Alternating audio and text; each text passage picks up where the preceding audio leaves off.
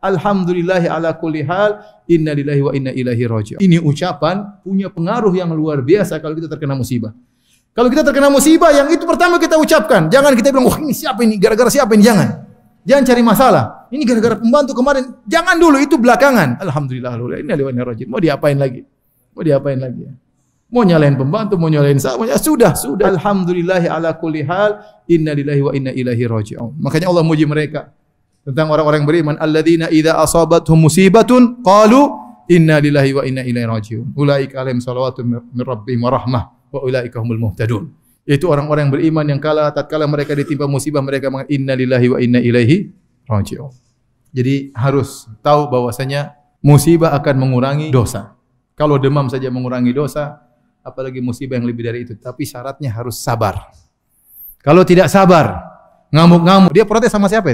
Sama Allah Subhanahu wa taala. Tidak sabar, tidak mengurangi dosa-dosanya kalau begitu caranya. Ya, tidak mengurangi dosa-dosanya. Sabar. Kemudian dia marah-marah, banting sana, banting sini, ya percuma. Musibah tersebut tidak mengurangi dosanya, bahkan semakin buat dia terpuruk. Ingat, musibah bisa mendatangkan nikmat dan musibah bisa mendatangkan azab. Kapan mendatangkan nikmat bagi seorang hamba? Tatkala seorang hamba dengan musibah tersebut semakin dekat dengan Allah Subhanahu wa taala. Dia kembali kepada Allah, dia ingat kepada Allah Subhanahu wa taala. Dia istirja inillahi wa inna ilaihi raji'un, ya. Minta pertolongan kepada Allah, maka itu adalah musibah yang mendatangkan nikmat. Tapi kalau ternyata tatkala musibah kemudian dia merobek-robek bajunya, menjambak-jambak rambutnya, marah sana marah sini, justru itu kata Nabi laisa minna, bukan dari golongan kami orang yang seperti itu. Berarti musibah tersebut merupakan hukuman dan mendatangkan azab bagi dia. Ini di antara yang perlu kita renungkan kalau kita terkena musibah. Bosnya musibah sekecil apapun akan mengurangi apa? Dosa sekecil apapun, bahkan demam. Oleh karena Nabi sallallahu alaihi wasallam menegaskan, kata Nabi sallallahu alaihi wasallam, ya, ma asaba mu'min ya min wasabin wala nasabin wala hammin wala ghammin ya wala adan wala syauka yushaquha illa kafarallahu biha khatayahu. Kata Nabi sallallahu alaihi wasallam, tidaklah menimpa seorang mukmin, seorang muslim, mukmin yang beriman kepada Allah, ya, apapun, baik letih, bahkan keletihan, dia letih, capek kerja, itu mengurangi dosa. Ya, capek, letih, kerja, sana pergi pagi pulang sore, pergi pagi pulang malam, terjebak dalam kemacetan, capek, penat, ya, pusing kepala. Kalau dia sabar, mengurangi dosa atau tidak? Mengurangi dosa. Min nasabin wala wasabin, penyakit apapun, pilek, kepala pusing, ya, sakit pinggang, ya, pegal-pegal linu, semua penyakit. Nabi tidak mengecualikan penyakit apapun, kalau dia menghadapi dengan sabar, mengurangi dosa-dosa. Wala hammin wala ghammin wala hazanin. Apa ham? Ham adalah kekhawatiran tentang masa depan. Aduh gimana besok? Gimana? Kekhawatiran dia. Kekhawatiran, ya. Kemudian hazanin, memikirkan masa lalu. Allah buat dia sedih, dia mikir lagi tapi dia sabar. Ingat kembali dia meninggal dunia. Ingat lagi masalah-masalah masa lalunya yang buat dia bersedih, ya. Wala ghammin, kegelisahan hati, tiba-tiba dia gelisah. Dengan sebagian ulama mengatakan terkadang seorang hatinya gelisah, tidak tentram, dia tidak tahu apa sebabnya. Hendaknya perlu dia ingat itu menghilangkan dosa-dosanya. Ya. Allah tidak kasih dia musibah yang besar, Allah hanya buat dia apa? Gelisah. Ya, gom itu kegelisahan, gundah gulana, itu bisa menghilangkan apa? Dosa-dosa. Wala adzan, tidak ada satu gangguan pun orang mengganggunya. Ada orang mencaci makinya, ada orang merendahkannya, ada orang menuduhnya tidak-tidak, orang membahlul-bahlulkan dia, orang menggoblok-goblokkan dia, ya, orang merendahkan dia, semuanya gangguan orang. Kalau dia sabar, mengurangi dosa-dosa. Hatta syauka yushaquha, bahkan duri yang mengenainya, kecuali Allah akan menghapuskan dosa-dosa. Jadi intinya segala yang tidak kita sukai dalam kehidupan ini kalau menimpa kita, kita sabar akan mengurangi dosa-dosa. Taib. Di antara faedah musibah kalau kita bersabar bukan cuma mengurangi dosa-dosa, mengangkat derajat. Mengangkat derajat.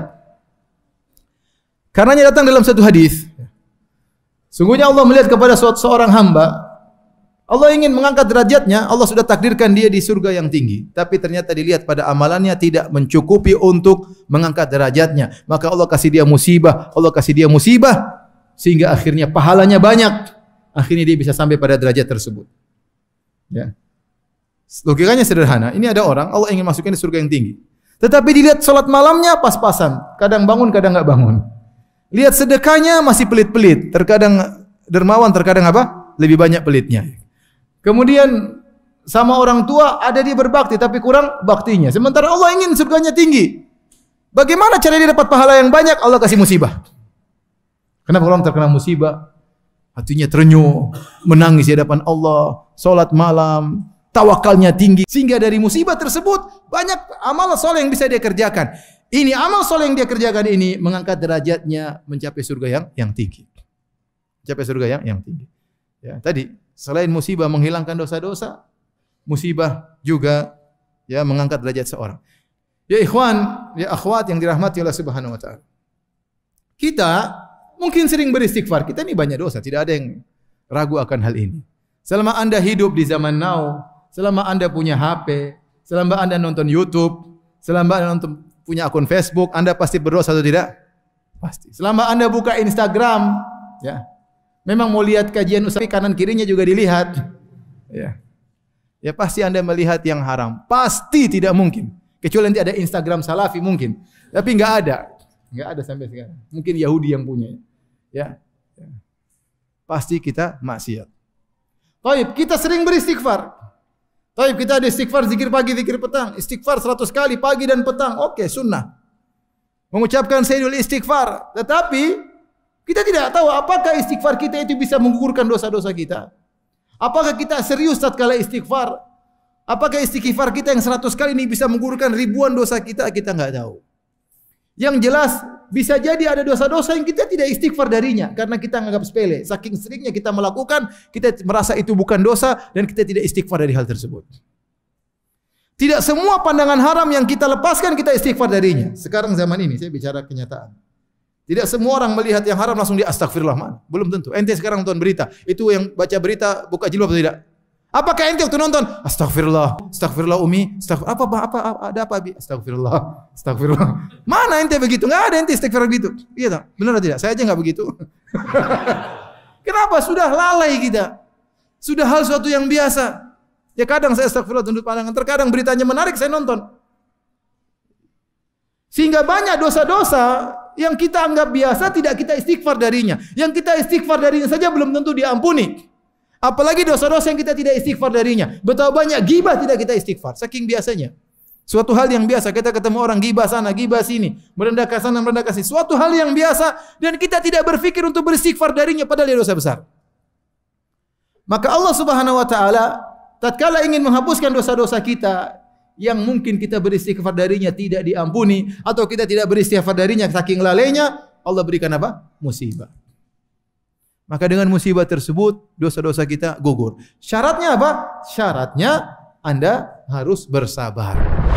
Dakwah semampumu.